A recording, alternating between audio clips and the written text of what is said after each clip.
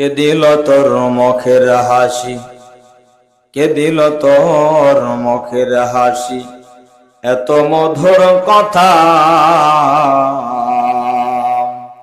কেমনে রে তুই বুঝতে পারিস আপন জনের ব্যথা।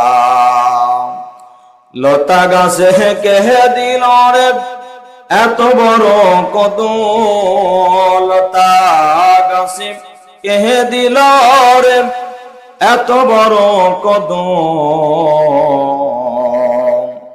কার আদেশে মৌমাছিরা চাকে দেয় মধু। মায়ের কোলে কে দিল হয় জগৎ ভরা মায়া, মায়ের কোলে কে দিল হয় জগৎ ভরা মায়া,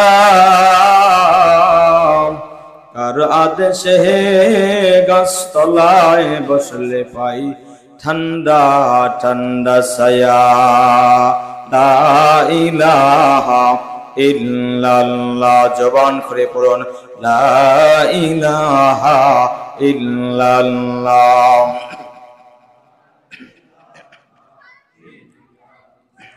সকলে মহাব্বতে পড়েন লা ইলাহা ইল্লাল্লাহ, লা ইলাহা ইল্লাল্লাহ। জবান খুলে পড়েন লা ইলাহা ইল্লাল্লাহ, লা ইলাহা ইল্লাল্লাহ। আল্লাহকে যারা ডাকিবে ভাবে আল্লাহর আপন তারাই হবে। কথা বলেন ঠিক কিনা? আল্লাহ তাআলা আপন হতে চান কারা কারা? দুহাত আল্লাহকে দেখিয়ে দেন। লিল্লাহি তাকবীর, নারায়ে তাকবীর। আল্লাহকে যারা ডাকিবে ভাবে আল্লাহর আপন তারাই হবে।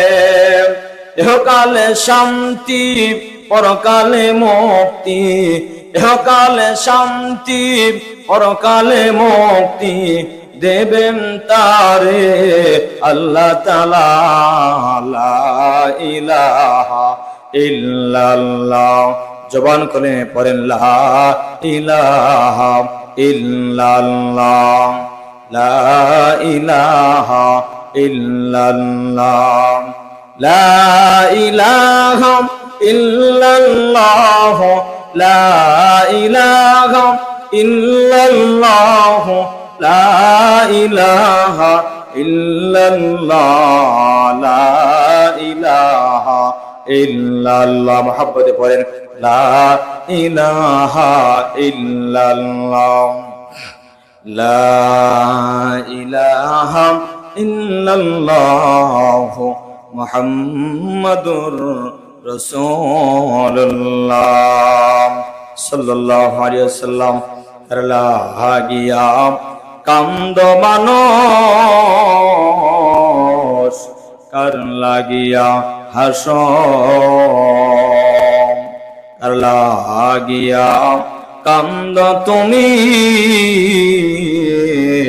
কার লাগিয়া হাসো।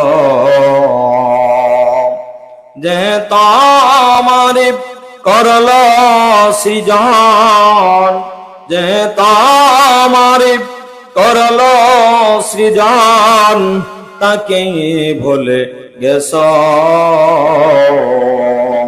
কার লাগিয়া কান্দ মানুষ, কার লাগিয়া হাসো।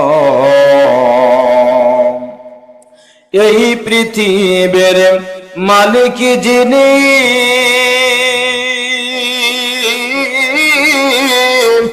জাপতারে নিশিদিনী। এই পৃথিবীর মালিক যিনি,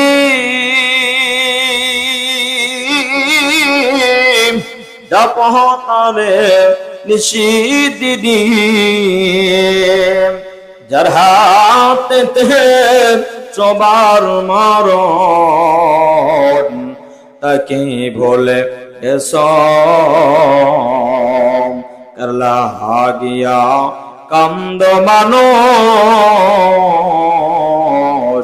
करन लागिया हसो ला इलाहा इल्लल्लाह ला इलाहा इल्लल्लाह मुहम्मदुर রাসূলুল্লাহ। মহান আল্লাহ পাক রব্বুল আলামিন কালামে হাকিমের ভিতরে বলেন, একজন মানুষ যে অন্যজনকে হত্যা করেছে, পৃথিবী জমিন থেকে বিদায় করে দিয়েছে, আল্লাহ পাকের বিচার হলো ইনসাফ ব্যক্তিক বিচার। যেই মানুষটা অন্য মানুষকে হত্যা করেছে, আল্লাহ পাক বলেন আল্লাহর বিচার হলো যে অন্যকে হত্যা করেছে তাকেও হত্যা করা হবে। কার ফয়সালা বলেন তো? আল্লাহ পাকের বিচার। কিন্তু যে ব্যক্তি হত্যা করে ক্ষমতার বলে, টাকার বলে, সেই বান্দা বিচার থেকে, কঠিন শাস্তি থেকে রেহাই পায় কি পায় না বলেন তো? সে মাফ পেয়ে যায়। এটা কখনোই আল্লাহ পাকের বিচার হইতে পারে না। আমার আল্লাহর বিচার হলো ফাকাতাবনা আলাইহিম ফিহা আন্নান নাফসা বিন নাফসি। একজন মানুষ যদি অন্য মানুষকে হত্যা করে, আল্লাহর বিচার হলো তাকেও হত্যা করা হয়। আল্লাহু আকবার বলেন। ওয়ান নাফসা বিন নাফসি ওয়াল আইনা বিল আইন। কেউ যদি কারো চক্ষু কানা করে দেয়, অন্ধ বানিয়ে দেয়, তাকেও চক্ষু কানা করে দেওয়া হবে। কার বিচার বলেন তো? আল্লাহ পাকের বিচার। ওয়াল আনফা বিল আনফি। কেউ যদি কারো নাক কেটে দেয়, আসমানের মালিক, জমিনের মালিক আল্লাহ পাকের বিচার হলো যেহেতু তার নাক কেটে দিয়েছে, তাকেও নাক কেটে দেওয়া হবে। আল্লাহু আকবার বলেন। ওয়াল উযুনা বিল উযুনি। কেউ যদি কারো কান কেটে দেয়, কানের বদলায় কান কেসাস কে দিয়েছেন? আল্লাহ পাক ফরজ করে দিয়েছেন। কিন্তু আপনারা জবান খুলে বলেন তো, এমন সুষ্ঠু বিচার কি সমাজে আছে ভাই? নাই। এজন্য সমাজ বলেন, রাষ্ট্র বলেন, পরিবার বলেন, কোথাও শান্তি নাই। আল্লাহর আইনকে বাদ দিয়া যদি কেউ ত্যাগত অনুসরণ করেন, আল্লাহর কোরআন দিয়ে যদি বিচারের ব্যবস্থা না করে, ওই পরিবার বলেন, সমাজ বলেন, রাষ্ট্র বলেন, ওই জায়গার ভিতরে কখনোই শান্তি আসতে পারে না। জোরে বলেন তো, কথা বলেছেন কে? মুসলমান ভাইরা আমার, এজন্য ইনসাফ ভিত্তিক সমাজ, রাষ্ট্র বলেন, পরিবার বলেন, যেখানেই আপনি যদি ইনসাফ ভিত্তিক ইনসাফ যদি না থাকে, সেখানে কখনো শান্তি আসতে পারে না। তখনই হবে জুলুম। ইনসাফের পরিবর্তে হবে জুলুম। আর জুলুম হলে কখনো মানুষ সুষ্ঠু বিচার পাবে না। কথা বলেন ঠিক কিনা? ভাইয়ের আমার, বন্ধুরা আমার, ইনসাফের কথা বলতে গিয়া বিশ্বনবীর একটা হাদিস আপনারা শুনলে আপনাদের সহজে বোঝা হবে, খুব সহজে বোঝা আসবে। আল্লাহর পয়গম্বর বিশ্বনবী রাহমাতুল্লাহ আলাইহি কোন বংশের নবী বলেন তো? জবান খুলে বলতে হবে। কুরাইশ বংশের। কোন বংশের বলেন তো? কুরাইশ বংশে যে নবীর জন্ম হয়েছে, তাম পৃথিবীর ভিতরে সবচাইতে দামি বংশ, সব উচ্চ বংশের নাম হলো কুরাইশ বংশ।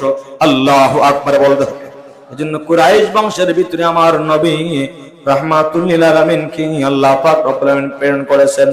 ওই কুরাইশ বংশের একজন মহিলা চুরি করেছে। কুরাইশ বংশের একজন মহিলা যখন চুরি করেছে, বিশ্ব নবীর কাছে বিচার চাওয়া হলো।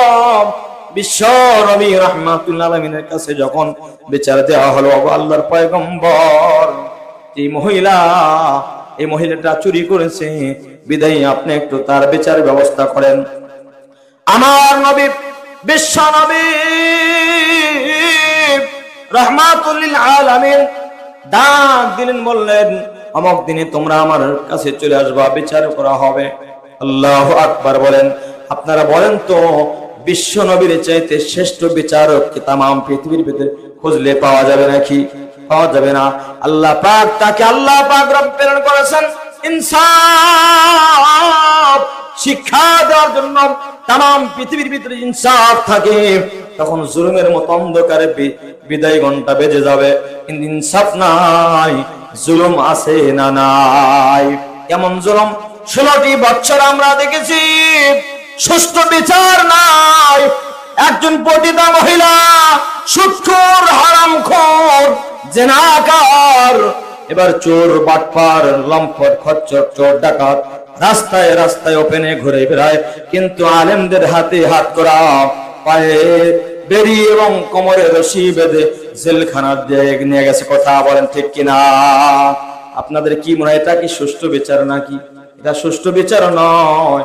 আলেমদের অপরাধ হলে একটাই, আলেমরা কথা বলে কোরআন থেকে। কথা বলেন ঠিক কিনা?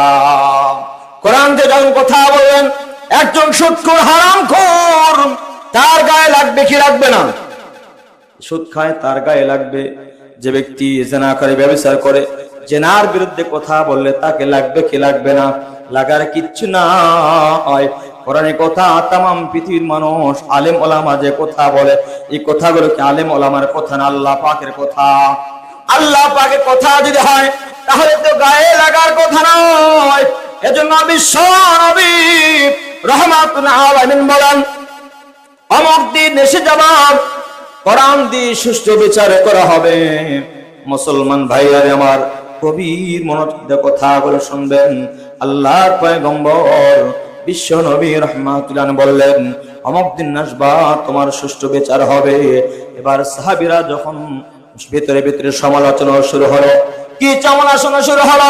যেই মহিলার বিচার বিশ্ব নবীর কাছে চাওয়া হয়েছে, মহিলাটা কুরাইশ বংশের মহিলা, আমার নবী যখন বিচার করবেন, তখন নবী যে কুরাইশ বংশের নবী, নবীর বংশের বদনাম হবে কি হবে না বলেন তো?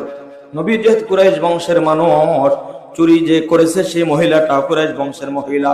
সাহাবীদের মাঝে সমালোচনা শুরু হলো, কি ব্যাপার, এই মহিলার বিচার যদি বিশ্বনবী হাজার হাজার মানুষের সামনে করে, তাহলে দেখা যাবে মহিলাটা কুরাইশ বংশের মহিলা, কুরাইশ বংশের বদনাম হবে। কি করা যায়? খলিফাতুল মুসলিমিন হযরত ওমর বলতেছেন, ও আবু বকর, আপনি একটু বিশ্ব নবীর কাছে যান, গিয়ে বলেন যে মহিলার বিচার আপনার কাছে চাওয়া হয়েছে, দাবি করা হয়েছে, মহিলাটা কুরাইশ বংশের মহিলা, বিচারটা যেন হালকা করা হয়। আল্লাহু আকবার, আল্লাহু আকবার। এবার যখন বিশ্বনবীর সাহাবী, প্রধান সাহাবী খলিফাতুল মুসলিমিন হযরত ওমরকে বলা, খলিফাতুল মুসলিমিন হযরত আবু বকর সিদ্দিক রাদিয়াল্লাহু তাআলাকে বলা হলো, হযরত আবু বকর বলতেছেন, আবু বকর, ও নবীর সাহাবীরা, এমন কথা আমি আবু বকর বিশ্ব নবীর কাছে গিয়ে বলার সাহস আমার নাই। আল্লাহু আকবার, আল্লাহু আকবার। এবার ওমরকে বলা হলো, আপনি যান বিশ্ব নবীর কাছে, আপনি একটু গিয়ে বলেন এই বিচার যেন একটু হালকা করা হয়। ওমর বলতেছিলাম, ও সাহাবীরা, এমন কথা আমি বিশ্ব নবীর কাছে গিয়ে বলতে পারবো না। সঙ্গে সঙ্গে হযরত ওসমান রাদিয়াল্লাহু তাআলাকে বলা হলো, তিনিও বলেন নাই, পারবো না। আলীকে বলা হলো, আপনি একটু বিশ্ব নবীর কাছে যান, একটু বলেন যে মহিলা চুরি করে ধরা পড়েছে, মহিলাটা কুরাইশ বংশের মহিলা। আল্লাহু আকবার বলেন, বিচারটা যেন হালকা করা হয়। কেউ যাইতে সাহস পায় না। নবীজির পালক পুত্র, যার নাম হযরত যায়েদ রাদিয়াল্লাহু তাআলা আনহু, আল্লাহু আকবার বলেন, নবীজির পালক পুত্রের নাম কি? হযরত যায়েদ। আপনাদের মনে ঘুম ধরছে, কষ্ট হয়, রাগ করতেছেন? নবীজির পালক পুত্রের নাম জবান খুলে বলেন কি? হযরত যায়েদ। পবিত্র কোরআনুল কারীম অন্য কোন সাহাবীর নাম নাই, একজন সাহাবীর নাম পবিত্র কোরআনুল কারীমে আসছে, সেই সাহাবী হলেন হযরতে যায়েদ রাদিয়াল্লাহু তাআলা। জবান খুলে পড়েন আল্লাহু আকবার, লিল্লাহি তাকবীর। কোরআনুল কারীমের ভিতরে যেই সাহাবীর নাম আসছে তিনি হলেন হযরত যায়েদ রাদিয়াল্লাহু তাআলা। ওনার একটা সন্তান ছিল, সেই সন্তানের নাম হলো হযরত উসামা। নাম কি বলেন তো? উসামা। সমস্ত সাহাবীরা বলতেছেন, আল্লাহর নবীর পালক পুত্র যায়েদ রাদিয়াল্লাহু তাআলা, ওনার সন্তান হযরত উসামা, উসামাকে একটু খবর দাও। নবীজি ওসামাকে খুব বেশি ভালোবাসেন, অনেক বেশি আদর করেন। ওই ওসামাকে ডাকা হলো, বলতেছেন তুমি একটু বিশ্ব নবীর কাছে যাও। বিশ্ব নবীর কাছে কি বলবা, দাদা যে মহিলার বিচার আপনার কাছে দেওয়া হয়েছে। মহিলাটা অন্য কোন বংশের মহিলা নয়, কুরাইশ বংশের মহিলা। তুমি গিয়ে বলবা সমস্ত সাহাবীরা একত্রিত হয়ে পরামর্শ করেছেন, মহিলাটা যেহেতু কুরাইশ বংশের মহিলা, আপনি দাদাও যেহেতু কুরাইশ বংশের দাদা মানুষ, সুতরাং তার জন্য মহিলার জন্য বিচারটা যেন হালকা করা হয়। এমন সময় বিশ্ব নবীর কাছে যখন হযরত উসামা গেলেন, উসামা যাওয়ার পর বিশ্ব নবী দেওয়ালের সঙ্গে হেলান দিয়ে বসে আছিলেন। আল্লাহু আকবার বলেন। হযরত উসামা নবীজির পেটের উপর বসে গেলেন। পেটের উপর বসে কানের সঙ্গে মুখটা লাগিয়ে দিয়ে বলতেছেন, দাদা তোমার কাছে একটা কথা বলতে আসছি। দাদু কি কথা বলো, কি বলার জন্য আসছো বলো। হযরত উসামা রাদিয়াল্লাহু তাআলা কানের সঙ্গে মুখটা লাগিয়ে দিয়া ডাক দিয়ে বলতেন, দাদা যে মহিলার চুরি করার ব্যাপারে আপনার কাছে জানানো হয়েছে, মহিলা চুরি করেছে, মহিলাটা অন্য কোন বংশের মহিলা নয়, মহিলাটা কুরাইশ বংশের মহিলা। জবান খুলে আল্লাহু আকবার। আমি কি করব? নবী বলতেছেন, তাহলে কুরাইশ বংশের মহিলা আমি কি করতে পারি বলো।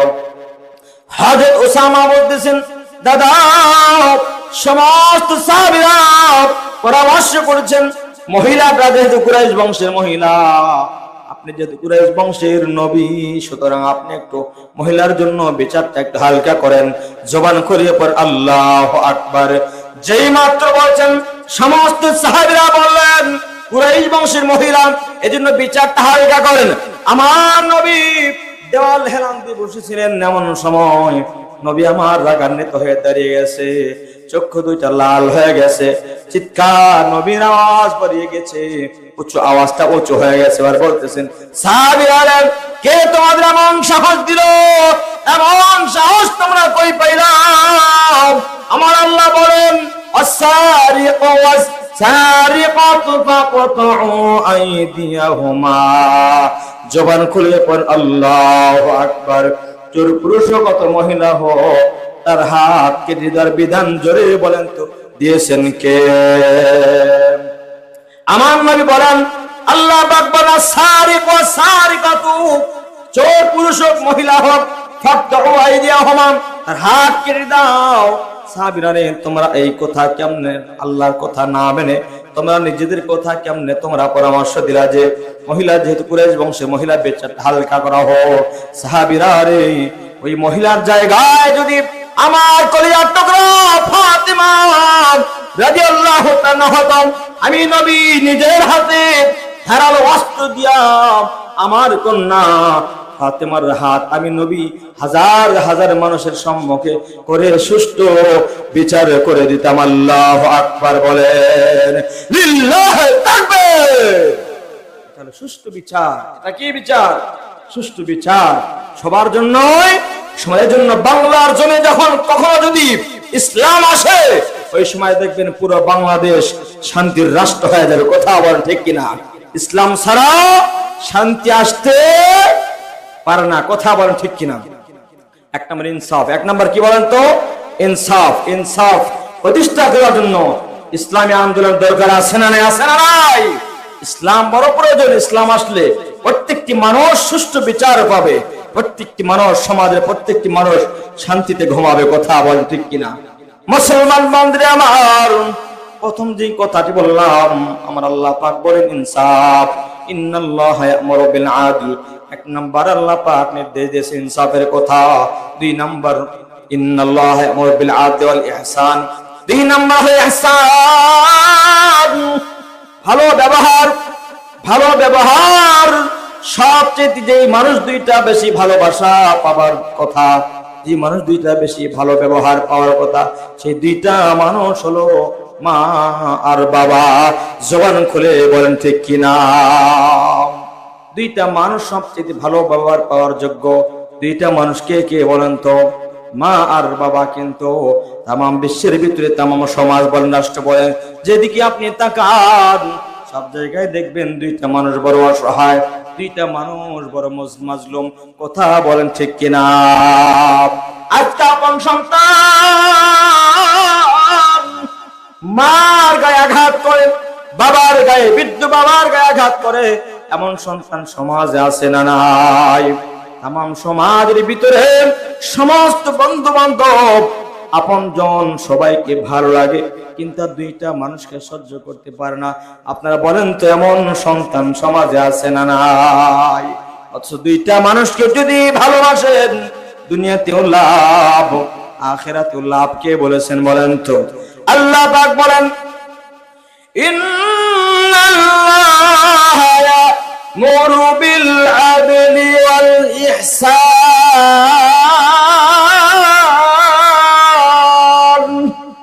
এক নাম্বার আল্লাহ পাক বলেন ইনসাফ প্রতিষ্ঠা করবা, আর দুই নাম্বার হলো মা বাবার সঙ্গে তাম পৃথিবীর মানুষের সঙ্গে ভালো ব্যবহার করবা। কার কথা জবান খুলে বলতে হবে?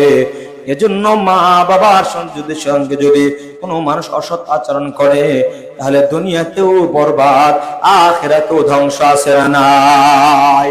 তাম পৃথিবীর মানুষ যদি খুশি হয়, দুইটা মানুষ যদি বেজার হয়, তাম পৃথিবীর মানুষগুলো খুশি হয়ে লাভ নাই। আপনি হাজি হন, আপনি বড় ধনী হন, বড় আলেম হন, হাজার বার যদি হজ করেন, মা যদি নারাজ হয়, বাবা যদি অসন্তুষ্ট হয়, তাহলে আপনার কোনো আমল আসমানের মালিকের দরবারে কবুল হবে না। কথা বলেন ঠিক কিনা? এই যে কুমিল্লার ভিতরে আজ থেকে 4 বছর আগের কথা, একজন সন্তানের বাবা নাই, মা আছে। সন্তানটা ইয়াবা খায়, গাঁজা খায়, মদ খায়, নেশাগ্রস্ত অবস্থায়। মার কাছে গেলেন, যাওয়ার পর ডাক দিয়ে বলতেছেন, মা কিছু টাকা দাও, কিছু টাকা দাও। মা বললেন কই পাবো টাকা? সন্তান কই পাবো বল? মাঝে মাঝে তো বলিস টাকা দাও টাকা দাও, টাকা আমি কই পাবো? আমি তো মানুষের দ্বারে দ্বারে ঘুরে কিছু অর্থ সম্পদ নিয়ে সে সংসার চালাই, তুই মাঝে মাঝে বলিস টাকা দাও। যেই মাত্র মা টাকা দেয় নাই, সন্তান ঘর থেকে কুড়াল নিয়ে এসে মার মাথায় আঘাত করে পৃথিবীর জমিন থেকে বিদায় করে দিয়েছে। বলেন নাউজুবিল্লাহ। বার জবান খুলে বলেন তো সমাজ এমন সন্তান আছে না নাই? মুসলমান বান্ধবী আমার, দুইটা মানুষ যদি খুশি হয় দুনিয়াতে আল্লাহ পাক আপনাকে শান্তিময় সুখময় জীবন দান করবে, আখিরাতে আছে। আমার আল্লাহর পয়গম্বর বিশ্বনবী বলেন রিজার রব্বি ফি রিজাল ওয়ালিদাইন ওয়া সাখাতুর রব্বি ফি সাখাতিল ওয়ালিদাইন। মা বাবা যেই সন্তানের খুশি হয়, আমার আরশের মালিক আল্লাহ পাক সেই বান্দার উপর খুশি হয়ে যায়। জবান এখন আল্লাহু আকবার, লিল্লাহি তাকবীর। এজন্য দুইটা মানুষকে কখনো বেজার করা যায় না। একজন হলেন মা, অপরজন বাবা। তাম পৃথিবীর সমস্ত মানুষের মধ্যে স্বার্থ আছে না নাই? আপনাকে ভালোবাসে স্বার্থের কারণে, কিন্তু মা বাবা সন্তানকে ভালোবাসার পিছনে কোনো স্বার্থ নাই। কথা বলেন ঠিক কিনা?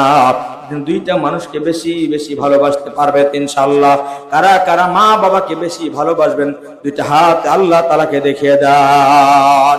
লিল্লাহি তাকবীর।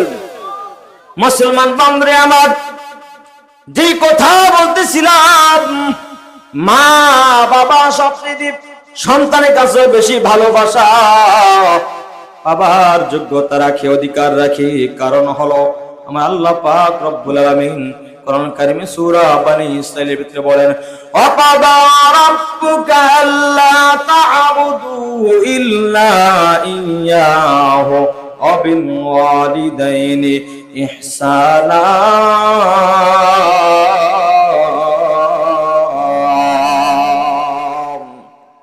আমার আল্লাহ পাক বলেন আমি আল্লাহ পাকের ইবাদতের পরে মা বাবার খেদমত, মা বাবার সঙ্গে ভালো ব্যবহার। কে বলেছেন? জবান খুলে বলেন। মা আল্লাহ পাক বলেন এজন্য মা বাবাকে অসন্তুষ্ট করা যায় না। এবার মুসলমান বন্ধুরা আমার গভীর মনোযোগ দিয়ে কথা বলে বসবেন। হযরত বাইজিদ বুস্তামি রাহমাতুল্লাহ আলাইহির নাম আপনারা শুনেছেন। নাম কি? জবান খুলে বলেন। হযরত বাইজিদ বুস্তামি রাহমাতুল্লাহ আলাইহি মার একটা দোয়ার কারণে বিশ্বের ভিতরে আল্লাহ পাক বড় ওলি বানিয়ে तमाम পৃথিবীর মানুষ তাকে ওলি হিসাবে চিনে। আল্লাহু আকবার বলেন। মা জনম দুঃখিনী শীতের মৌসুমে কবিদাতে সন্তানকে বলছেন সন্তান বড় পানির পিপাসা লেগেছে, বাবা একটু পানি নিয়ে আসো। সন্তান হযরত বাইজিদ বোস্তামি রাহমাতুল্লাহ আলাইহি পানি আনার জন্য গেছেন।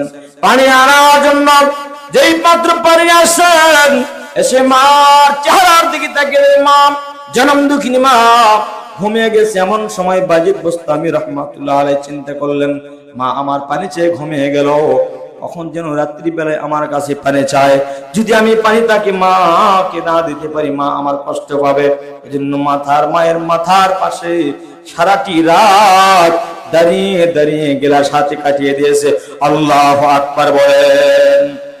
এবার জনম দুঃখিনী মা সুবহে সাদিকের সময় ঘুম থেকে জাগ্রত হয়েছেন। ঘুম থেকে জাগ্রত হয়ে দেখেন আপন সন্তান মার মাথার শিওরে বসে দাঁড়িয়ে দাঁড়িয়ে গেলাস হাতে নিয়ে কাঁপতেছে আর কাঁপতেছে। এবার মা বলতে, সন্তান রাতের প্রথম অংশে তোমাকে পানি আনার জন্য বলছিলাম, ওই যে পানি নিয়ে আসছো? হ্যাঁ পানি নিয়ে আসি, দেখলাম তুমি ঘুমিয়ে গেছো, এজন্য সারা রাত মা পানির গ্লাস হাতে তোমার কাছে আমি দাঁড়িয়েছি, কখন জানি তুমি পানি চাও এটা তো আমার জানা নাই। মা সন্তানকে বুকের সঙ্গে জড়িয়ে ধরে বলতে, সন্তান তুই এমন আমি মায়ের জন্য এমন সারা রাত ধরে জেগে জেগে পানি নিয়ে দাঁড়িয়েছিলি। দুহাত আরশের মালিকের কাছে তুলে ধরে আল্লাহ বলছে, আল্লাহ আমি আমার সন্তানের উপর খুশি হয়ে গেলাম, তুমি মালিক আমার সন্তানকে জগৎ বিখ্যাত আল্লাহর ওলি বানিয়ে দাও। আল্লাহু আকবার বলেন। এই জন্য হযরত বাইজিদ বোস্তামি রাহমাতুল্লাহ আলাইহি জগৎ বিখ্যাত আল্লাহর ওলি, জোরে বলেন তো মায়ের দোয়ায় বানিয়ে দিয়েছেন কে? লিল্লাহ তাকবীর। একটি গ্লাস পানির ফলে বাইজিদের কোলে কোলে হাত তোলে মা বলে, বাইজিদ কে ওলি বানাও। হাত তোলে মা বলে, বাইজিদ কে ওলি বানাও। মায়ের দোয়া লও হে মুমিন, মায়ের দোয়া লও, মায়ের দোয়া লও হে মুমিন, মায়ের দোয়া লও। আল্লাহু আকবার বলেন। আল্লাহু আকবার। পৃথিবীর তামাম পৃথিবীর মানুষের দোয়া কবুল হইতেও পারে নাও পারে, কিন্তু দুজন মানুষ যখন দোয়া করেন আসমান আর জমিনের মাঝে কোনো বার্তা থাকে না। আল্লাহু আকবার। সরাসরি আরশের মালিকের কাছে কবুল হয়। যখন জনম দুঃখিনী মা দোয়া করে, বাবায় দোয়া করে, এই দোয়া সরাসরি আসমানের মালিকের কাছে কবুল হয়ে যায়। জবান আল্লাহু আকবার। এই যে আমরা মাঝে মাঝে দেখি পীরের পায়ে তেল দেয়া আছে না নাই? পীরের জন্য মুরগির গোস্ত রান্না করে করে পীরের খাওয়ায়। সবচেয়ে বড় পীর হলো মা আর বাবা। কথা বলেন ঠিক কিনা? ঘরেই তো তোমার পীর, তার খেদমত নাই, তার সঙ্গে ভালো ব্যবহার নাই, বড় বড় রান হাজার হাজার টাকার বান্ডি বাবার দরবারে নিয়ে যায়। আসে না নাই? আসে না নাই? জবান খুলে বলতে হবে। কথা বলেন ঠিক কিনা? নাকি বানিয়ে বললাম? কোনো কথা বানিয়ে বলছি না। আসলে মা বাবার যারা খেদমত করবে সরাসরি সেই বান্দার জন্য মা বাবা দোয়া করে, আল্লাহ পাক জগৎ বিখ্যাত একজন বান্দা হিসেবে সেই সন্তান কবুল করে। কথা বলেন ঠিক কিনা? মুসলমান বন্ধুরা আমার, বিশ্ব নবীর সাহাবী হযরত আলকামার নাম আপনারা শুনেছেন? হযরত আলকামার নাম আপনারা শুনছেন কি শোনেন নাই? হযরত আলকামা রাদিয়াল্লাহু তাআলা আনহু যিনি বদর যুদ্ধে অংশগ্রহণ করেছেন, এরপরে উহুদের যুদ্ধে অংশগ্রহণ করেছেন। ওই সাহাবী মৃত্যু শয্যায় পড়ে আছেন। এমন সময় মৃত্যু শয্যায় পড়ে আছেন, সাকরাতুল মউত শুরু হয়ে গেছে, মৃত্যুর যন্ত্রণা শুরু হয়েছে, কিন্তু আলকামার জবান দিয়ে কালেমা আসে না। জবান খুলে পড়ে আল্লাহু আকবার।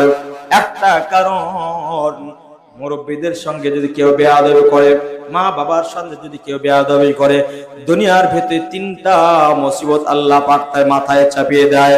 যেমন কয়টা মুসিবত? মা বাবার সঙ্গে যদি বেয়াদবি করে, মা বাবাকে যদি কেউ কষ্ট দেয়, তিনটা মুসিবত। এক নাম্বার হলো যত ইনকাম করো তার রিজিকের ভিতরে কোনো বরকত হবে না। এদিক দিয়ে নিয়ে আসবে, ওদিক দিয়ে শেষ হয়ে যাবে। তার উপার্জনের ভিতরে কোনো বরকত হবে না, সংকীর্ণতা শেষ হবে না, অভাব হবে না। 1 নাম্বার হলো রিজিকের ভিতরে সংকীর্ণতা আল্লাহ পাক দিয়ে দিবেন। 2 নাম্বার, কেউ যদি মা বাবার সঙ্গে অসৎ আচরণ করে কষ্ট যায়, 2 নাম্বার মুসিবত হলো সেই বান্দার হায়াত আল্লাহ কমিয়ে দিবে, হায়াতের ভিতরে কোনো বরকত থাকবে না। 3 নাম্বার, মৃত্যুর সময় কালেমা নসিব হবে না। মৃত্যুর সময় কি হবে না? কালেমা নসিব হবে না। এজন্য মুসলমান ভাইরা আমার, মা বাবাকে কখনোই কষ্ট দেওয়া যায় না। আপনি আমিও কলিমুল্লাহ সলিমুল্লাহ, আপনার আমার তো কেমন কোনো মূল্যই নাই, কিন্তু নবীর সাহাবী হযরত আলকামা রাদিয়াল্লাহু তাআলা আনহু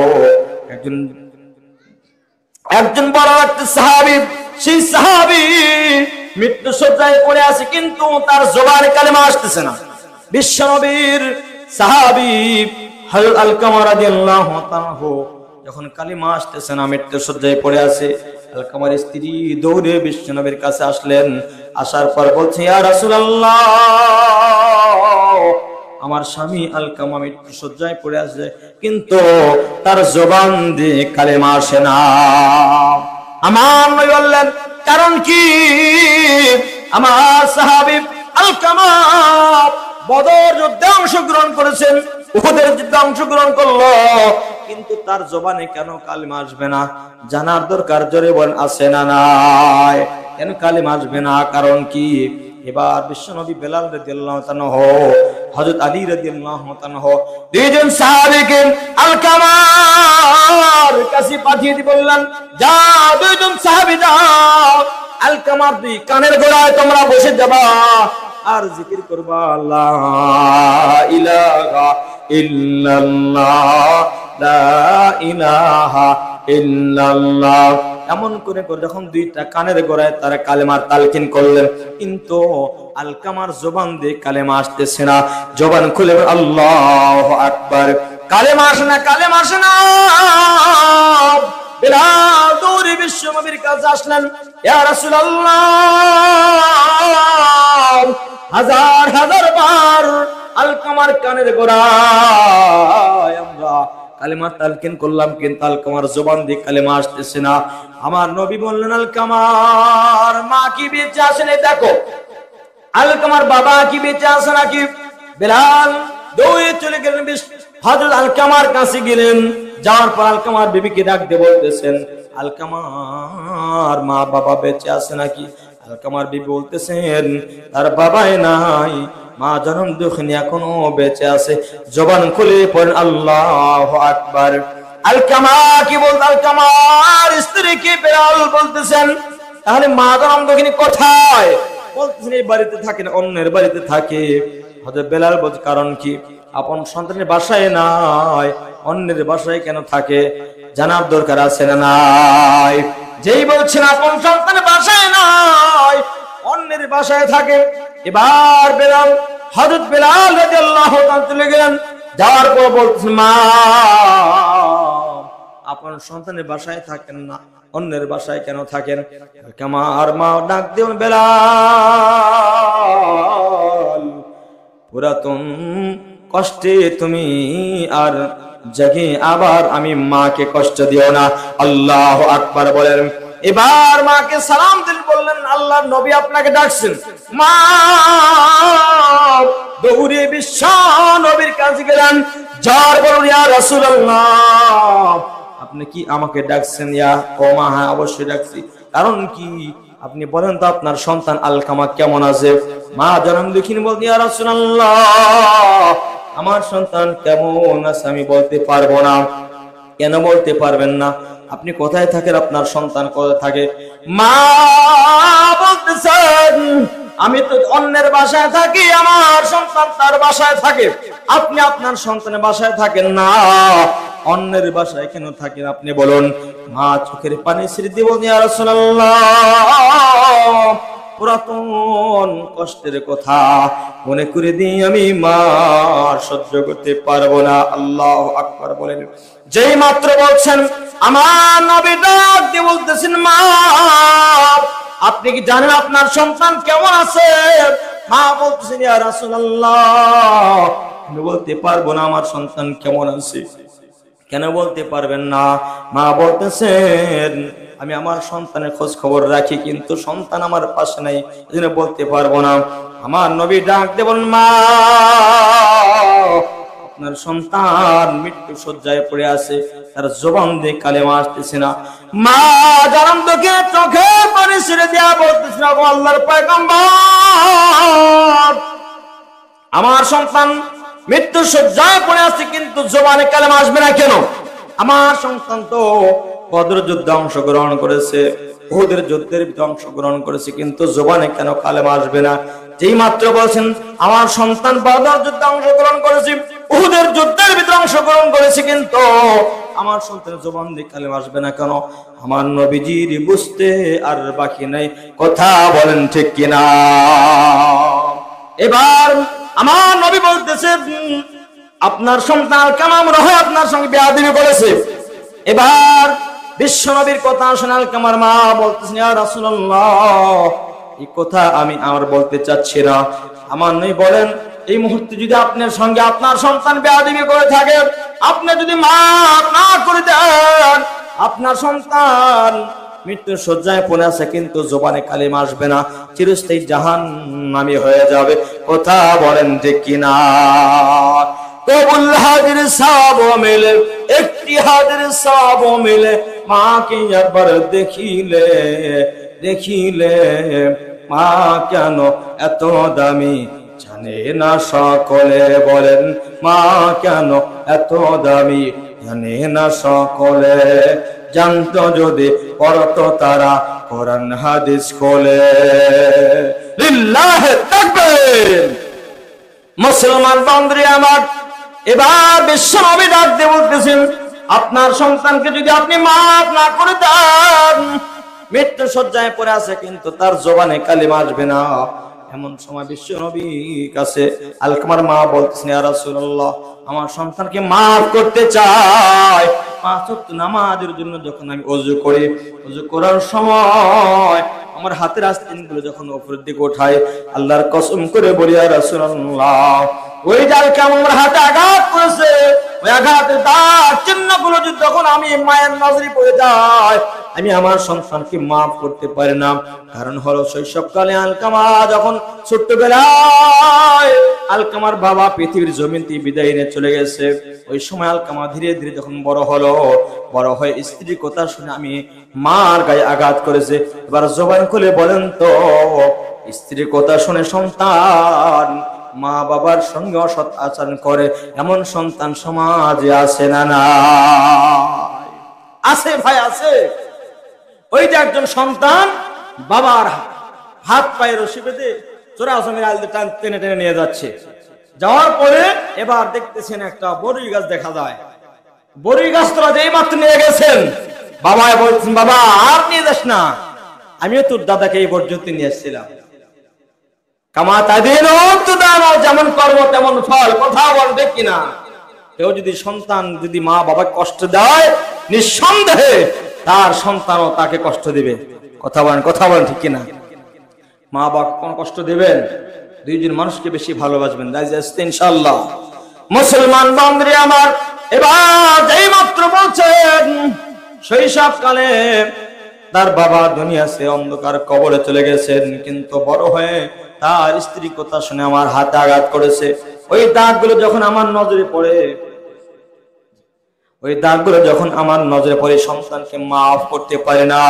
মুসলমান বান্ধবী আমার, যেই মাত্র বলছেন মা জনম দক্ষিণের সামনে পয়গম্বর বিশ্ব নবী রাহমাতুল আলামিন ডাক দিয়ে বলতেছেন, মা আপনি যদি আপনার সন্তানকে মাফ না করেন, কালিমা তার জবান নসিব হবে না।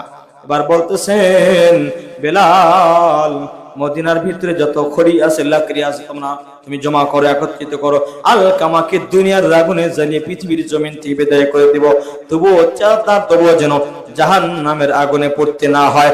জবান খুলে পড় আল্লাহু আকবার।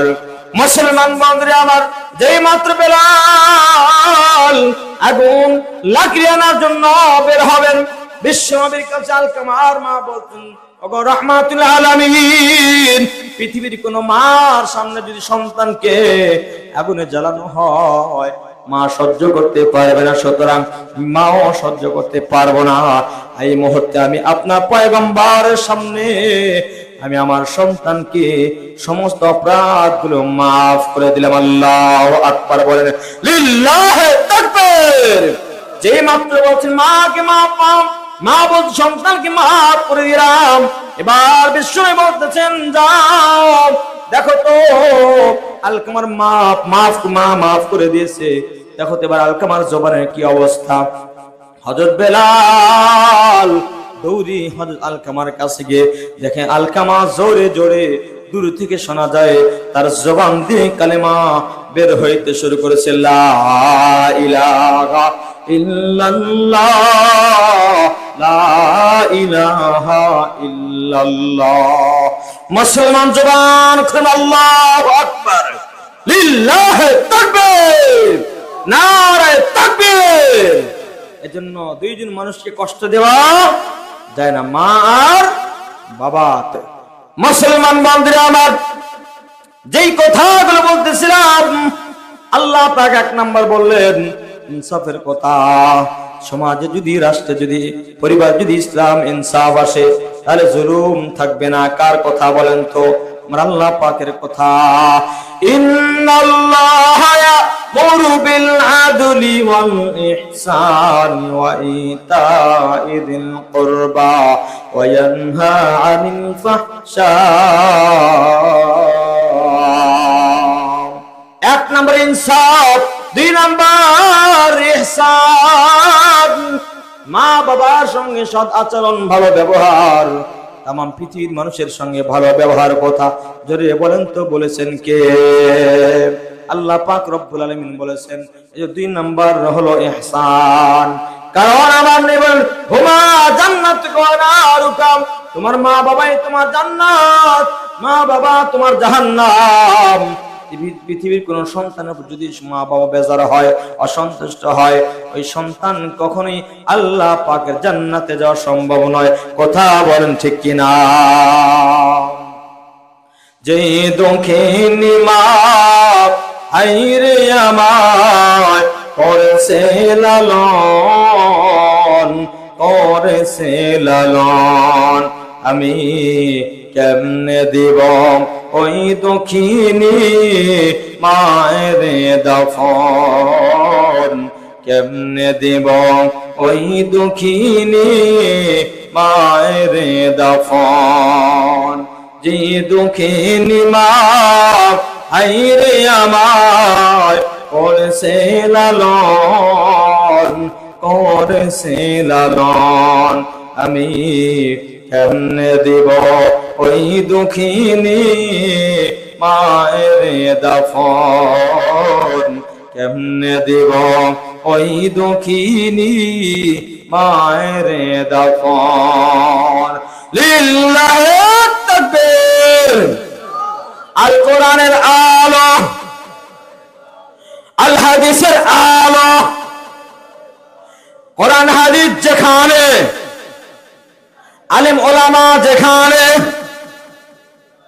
গান বাজনা যেখানে, জবানখন্ড আমরা নাই সেখানে। আপনারা বলছেন গান বাজনা যেখানে আমরা নাই সেখানে, কিন্তু সংসদের একজন এমপি ছিল মমতাজ আপা। নাম কি বলেন তো? জানেন তো? মমতাজ আপা। আল্লাহ এদেরকে এমন লাঞ্ছিত করছে, তামাম পৃথিবীর মানুষ তাদের থেকে শিক্ষা নেওয়ার আছে না? আছে না? নয়। একটাই কারণ, যারা আলেম বিদ্বেষী হয়। কোরআনের পাখি আল্লামা দেলোয়ার হোসেন সাঈদী রাহিমাহুল্লাহ তাআলা দীর্ঘ 13-14 বছর জেলখানায় বন্দী করে রাখছে। কথা বল ঠিক কিনা? যার হাতে কালেমা পড়ে হাজার হাজার মানুষ মুসলমান হয়েছে, যার কোরআন শুনলে দিলটা শান্তি পেত, নরম হয়ে যেত, চোখে পানি চলে আসতো, এই মানুষটিকে এক যুগের বেশি জেলখানায় রাখা হলো একটাই অপরাধ, সেটি হলো কোরআনের সত্য কথা তিনি তুলে ধরেছেন। কথা বলেন ঠিক কিনা?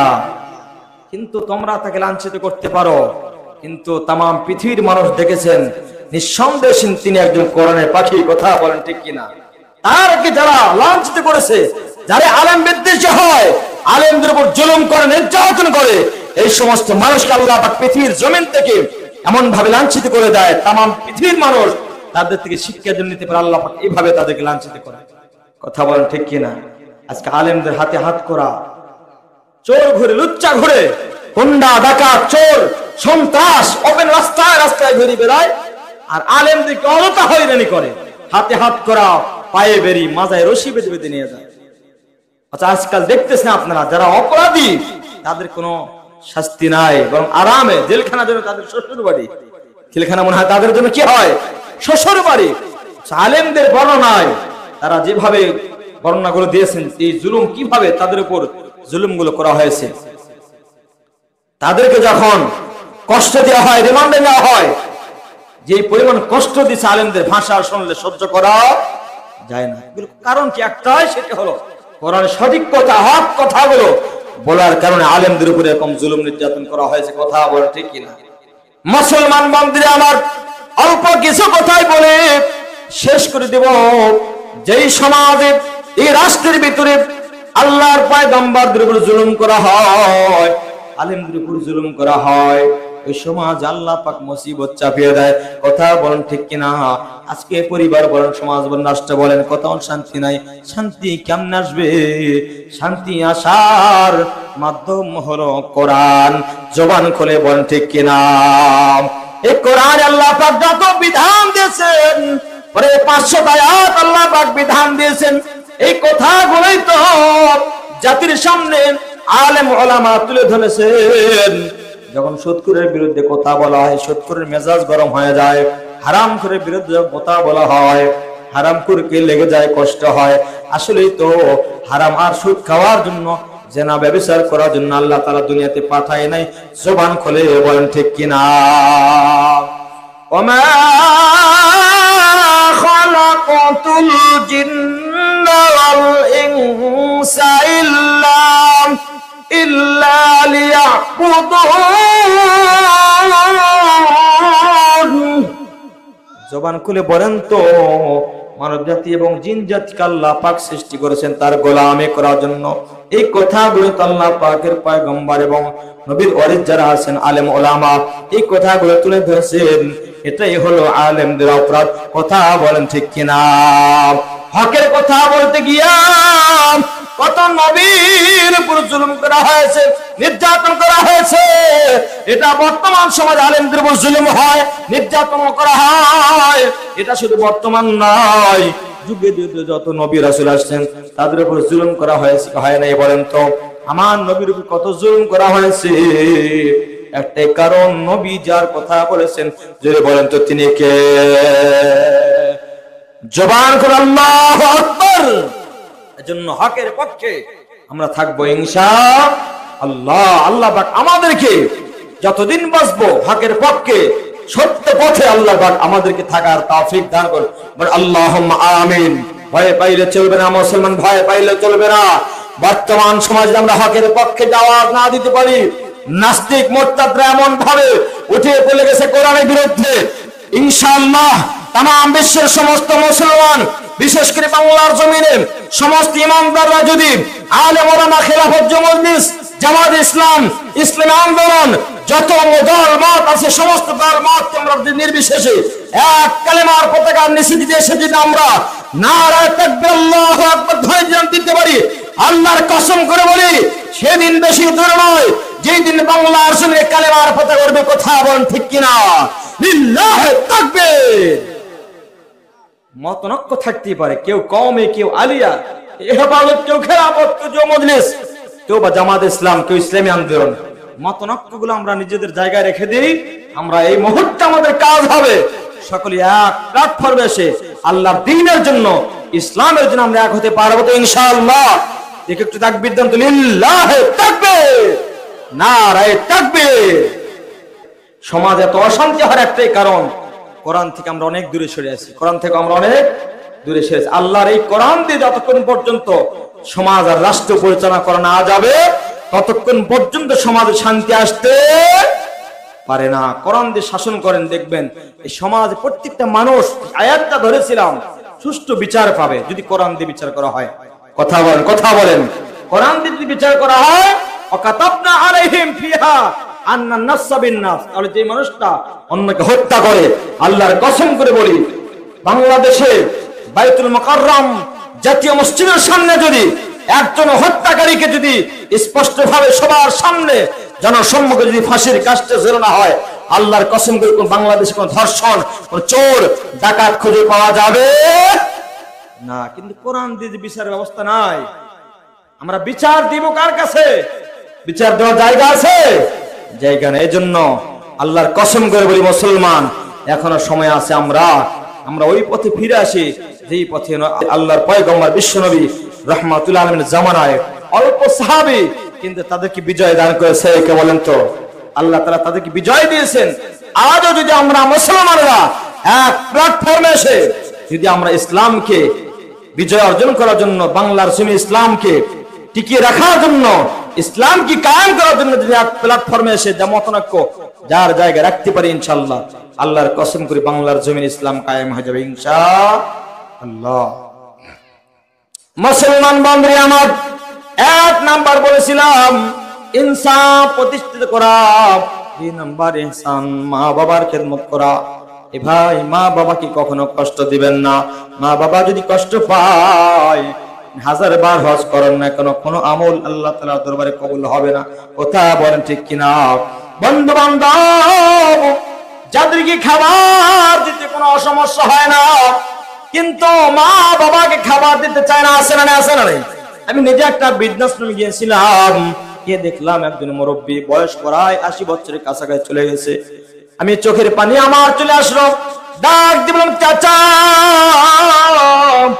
বয়স 80 বছরের কাছে চলে গেছে, কিন্তু 80 বছরের বয়সে একজন মুরব্বী, আপনি বৃদ্ধাশ্রমে কেন বলেন?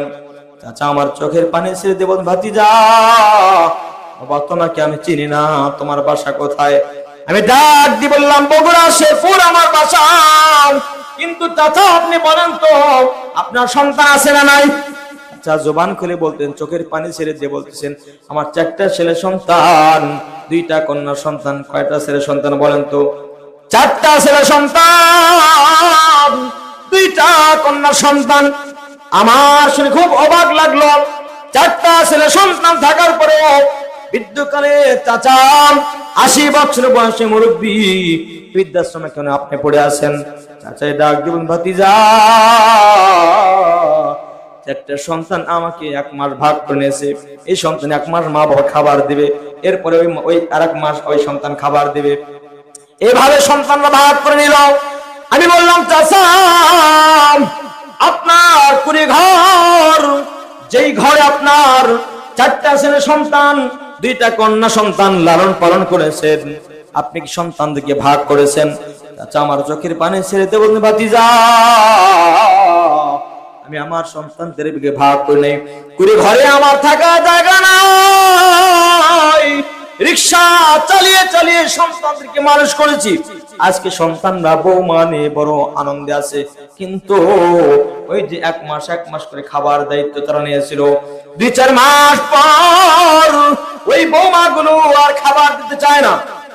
বলে, তোমার বাবার প্লেটে আমরা ভাত দিতে পারবো না। নাউজুবিল্লাহ বলেন।